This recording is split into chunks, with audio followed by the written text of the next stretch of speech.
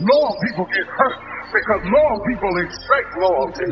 And when you sow loyalty and you don't reap loyalty, it will scatter you emotionally because you say, I don't deserve this. And you're right.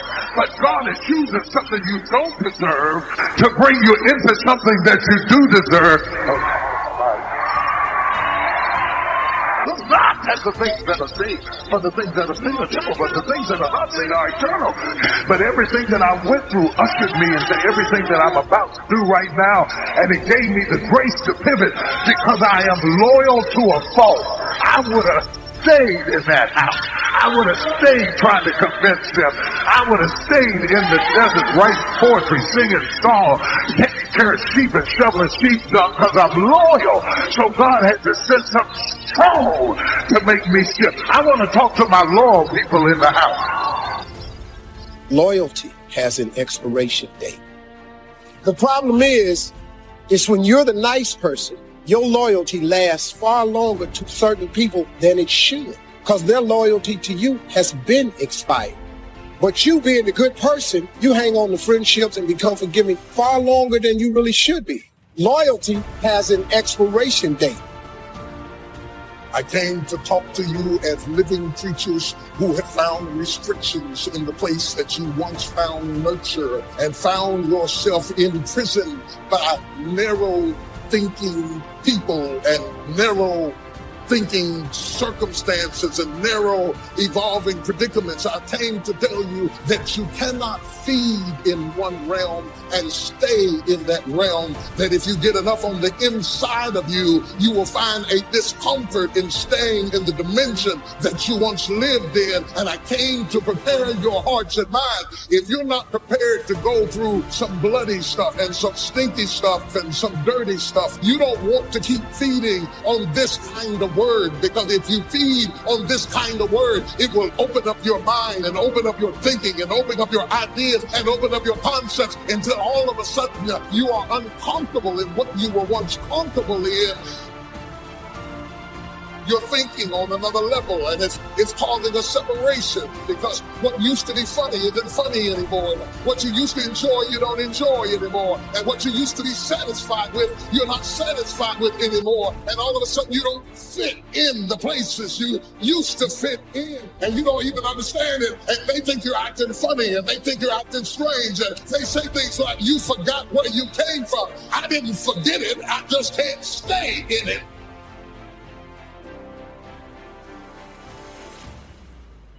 God don't like you to surround yourself with people, things, and situations that's going to stop you from reaching the level of success that God has destined you in your career to get to. That's why God gave us free will. God gave us a choice. He is revealing to you over and over and over again that you are talented, you are beautiful, you are special, you are an individual, where God has destined your life and your career to be and go. You cannot get there with all of the people that you've showed up. Normally when you find yourself cutting off dead weight, because your boat is at its capacity. If the boat is at 1,500, and because you're loyal, you have your boat now at 4,000 pounds in capacity. You are now on a boat that has blessings and opportunities, but it's overweight. It's past its capacity. Which means that if God has destined your life to get from here to where it's destined to be, you're carrying dead weight. Your boat is either going to sink, or God has destined your life and your career to get to the ultimate blessings and the goals and where you're supposed to be. Because you got all this dead weight and you're operating over your capacity, it's going to take you that much longer to get there. I've got to get out of here.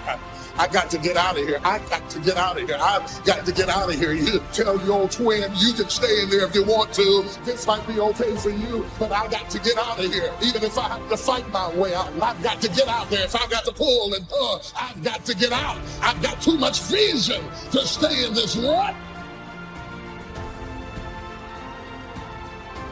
I want to talk to you today about connecting with the right people.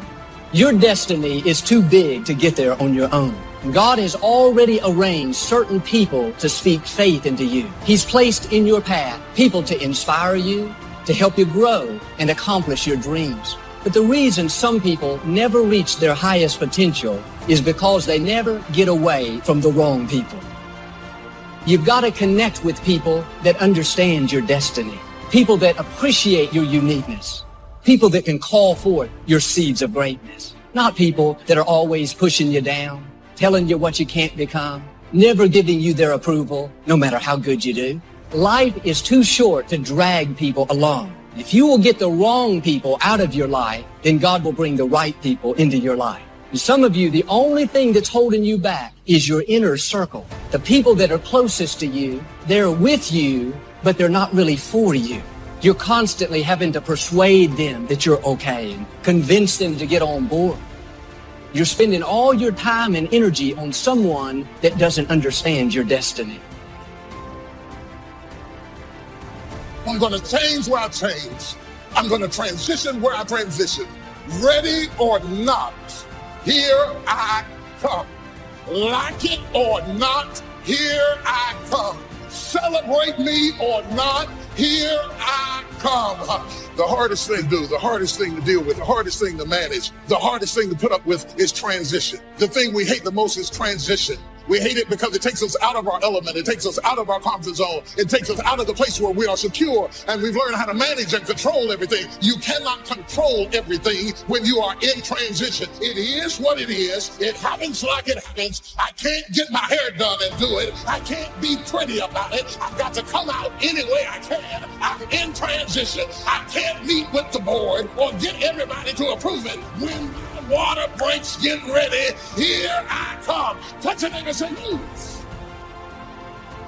Move. I'm growing out of this spot. Move. I'm spilling to another dimension. Move. I see a door opening for me. Move. Born again, again, and again, and again.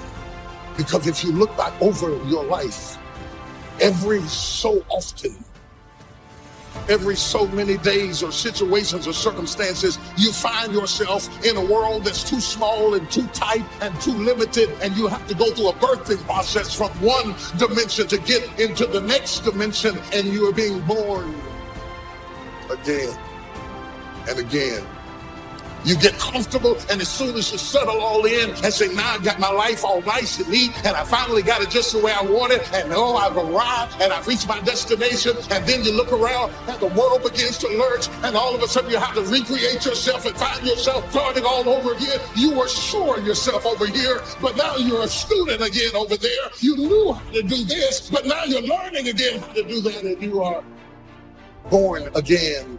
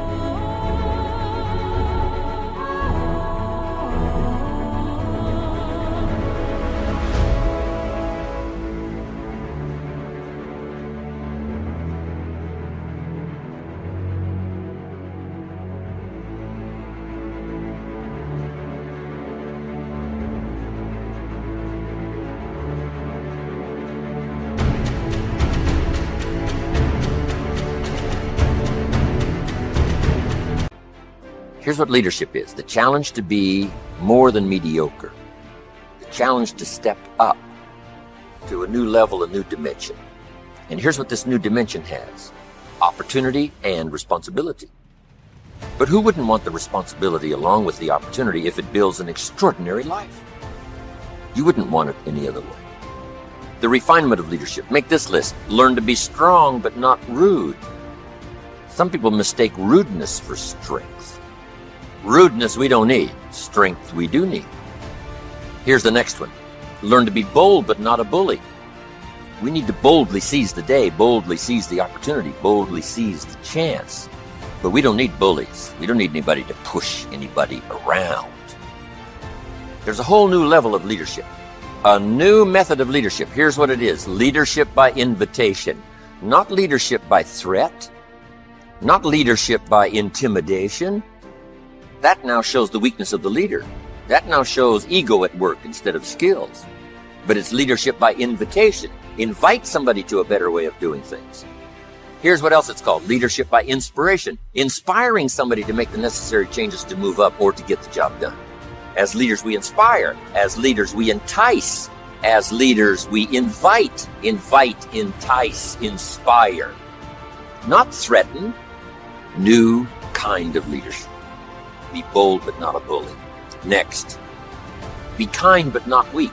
Some people mistake weakness for kindness. And it's a great mistake. Kindness isn't weak.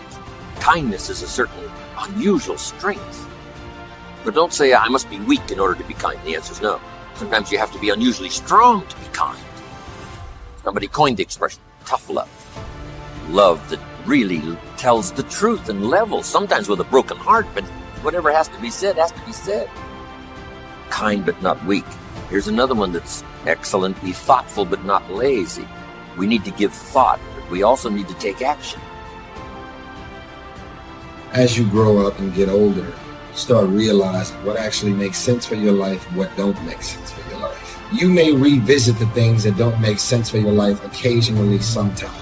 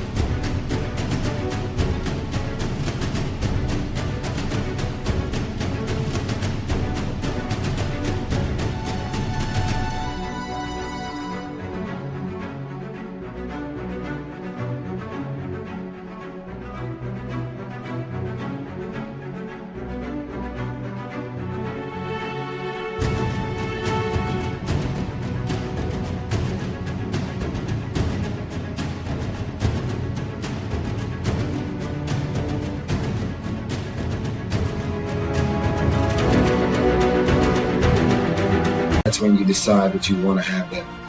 But for the most part, because I grew up with my brothers and sisters, doesn't mean that we're actually going to walk in the same path. Because I have my friends that I grew up with doesn't mean that we're going to move and walk and have our lives, family, mind state, career choice, the way we think, the way we move, moving in the same direction.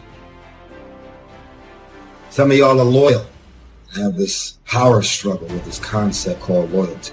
You're so loyal. You're watching your career and your life and your surroundings crash and burn because you're being loyal to those friends. They're insecure and threatened by you, and anything that you do and any move that you make, they ask you questions like, yo, what you got going on? And they seem to be curious. And as soon as you share that information deep down inside, they are angry, mad, jealous, and envious about anything that you have. But you're so loyal. You're so emotionally tied to these people that you found yourself being committed to because you grew up with, because you know, because they have the same blood as you. You hold on to things that don't make sense in the new season of your life. But because you actually know, because you're comfortable, because you're used to it, because they may know all of your business and your secrets, you hold on to dead weight. People are in your life for a reason. Other people are there for a season. But it's important to recognize when people's seasons are over. I found some people you have to love from a distance. They're still my friends, but they're not in my inner circle. Don't cast your pearl among swine. You could say your pearl is your gift, your personality. It's who you are. When you get around true friends, people that really believe in you, they won't be jealous of your gifts. They won't try to talk you out of your dreams. It'll be just the opposite. They'll help you develop your pearl, polish your pearl, enhance your pearl, grow your pearl. In other words, they'll give you ideas. They'll help push you further along. You shouldn't stay around people that don't value your gifts and appreciate what you have to offer. That's casting your pearl among swine.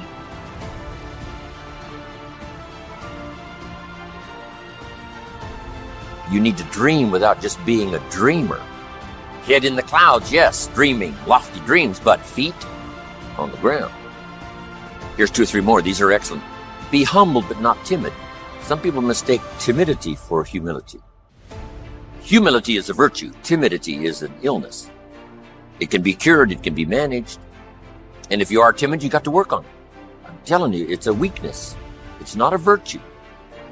But you must turn your timidity into strength and keep working on it and keep working on it until finally you have driven it into such a small corner.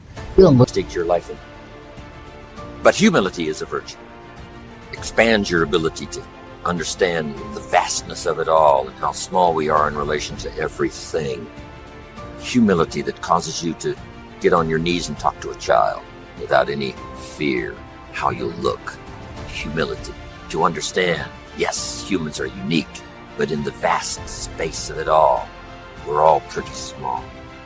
Yes, we know, but what we don't know is so much greater than what we do. Here's a couple of more. Be proud without being arrogant.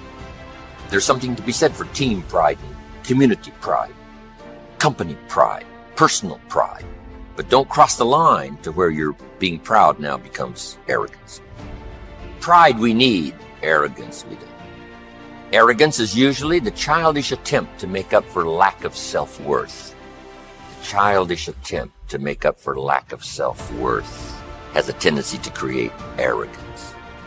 And you know the worst kind of arrogance? Arrogance from ignorance. That's the worst kind. If a guy's smart and arrogant, we can tolerate that. But if a guy's dumb and arrogant, that's hard to take. So now, all leaders must learn the basic laws so they can use them as illustrations as well as use them for productivity. Here's the first of the basic laws. Whatever you sow, you reap. Now here's another way to put it on the positive side. In order to reap, you must sow. Reaping is reserved for those who sow, who plant. To deserve the harvest, you must plant the seed, take care of it in the summer, carefully harvest it, and then do wise things with the harvest. Now, here's the rest of the law of sowing and reaping. If you sow good, you reap good. If you sow bad, you reap bad. You can't sow bad and hope for good. You can't plant weeds and hope for flowers. It works both positive and negative. Now, here's something else about the law of sowing and reaping. You don't reap what you sow. You reap much more than what